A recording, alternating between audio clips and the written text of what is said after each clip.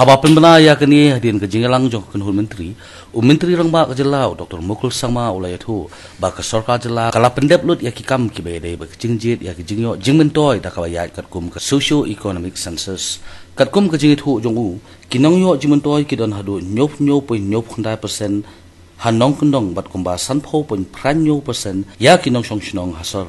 Nagaliang ke sorkar jela kelap menta ban pha no syak sorkar mi banyo ya ke jimunjur kenang makin la ban Treikam no ha kani ke jela kam kloi ke sorkar jela kelamang ban ai khaw hadu san kilo morwei ha ke dor lighting ka sikilo ya kinong yo jimuntoi da ke thong ban te lakam ya ke jingjur ki kam thok ki be dei bar ke pisa bat ke kamai ke ji jong ki pat ba nong song ka jela ka kenhun menteri hene ke singi kelawan ra da ke meglea price chits and money circulation scheme rules 2015 Lembaga tiga rules, menteri lembaga jela oleh itu bahkan nyerap bantai lakam ya kitu ki kenhun ki baju hok pat bam ya ke em kabala kamai sitom daki pat ba nong sinong jong jela. There is your price sheets and money circulation scheme banning act 1978. Now, as you are aware, there has been number of instances where many of our people have been subjected to lots of loss of their own hard-earned money and assets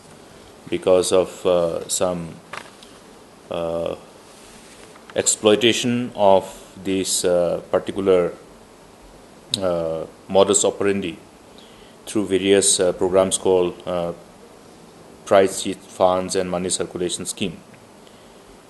And in view of this menace, the state government has considered it necessary to have this rule to be put in place so that it can become operational in banning the price sheet funds and money circulation schemes to protect the interests of the depositors and the general public. And that's why this proposal. And Cabinet has been pleased to approve this proposal in the interest of the general public and the depositors. And as far as Meghalaya is concerned, we wanted to do this program in a very transparent manner because since this program does not cover the whole population, since in respect of rural areas, as I have said, it covers only the 77.79%, and for urban area it is only covering 50.87%. There was a need of the government to ensure that a effective and practical approach is adopted by the state government in identifying the beneficiaries. In other words, while doing the inclusion of the targeted beneficiaries and ultimately excluding those who will not be part of this program. And to ensure that, what the state government has decided was to utilize the latest socio-economic census in as far as the population of the state Meghalaya state is concerned, and from amongst this population, taking into consideration the socio-economic census, we started from the bottom till we reach that percentage which is for the rural area, prescribed for rural areas, and that percentage prescribed for the urban areas. And the exercise has been completed. And since the exercise has been completed, now we are ready to implement this program and ensure that this benefit out of this very ambitious program of our erstwhile UPA government can now be implemented and benefit the targeted population. Kakenhun menteri hendak kesengi kalau menjuru ya kartu katne kejimun kala ya ke Meghalaya Building Bylaws 2011 naga benta bante lakam ya kejimun mala jongki yang kibatai ha kejelam haba pensai halor tega benta ke menteri ketanat urban affairs Dr. Amperin Lingdo ilayathu bakate kejimun kala ya ke bylaws kalong bakajing ailat bante yang ha kejaka balongsor kanlong ha karukom kabayadai bat kejing don jisngan katkum kejing itu jongi lembaga te ke amendment labatai syairu syapang kakrum kejaka penyang kali kamala baningkong kejingjrong kayeng bat kiwe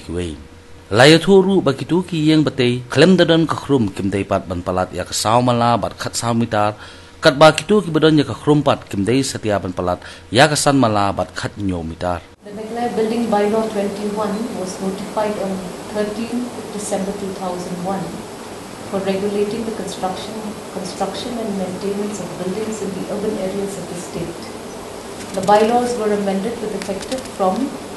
12 March 2011, incorporating structural safety requirements, licensing of architects and engineers, facilities for persons with disability, one additional floor where ground floor is used for parking, introduction of special building categories and others. However, it was observed that there has been misinterpretation of some provisions related to the definition of ground level and basement, parking related height concessions for buildings and consequent violations. The government is also contemplating to review the provisions related to the height of buildings for aesthetics and consequent management for a horizontal growth in the city. The Meghalaya Building Bylaw 2011 is proposed to amend incorporating clear definition on basement floors, clear definition on ground floor, ground level floor, clear specifications of parking space for residential and apartment usages, fixing of building height from ground level or basement level, fixing of permissible floors to a maximum of 4 floors or 14 meters without basement, and 5 floors or 70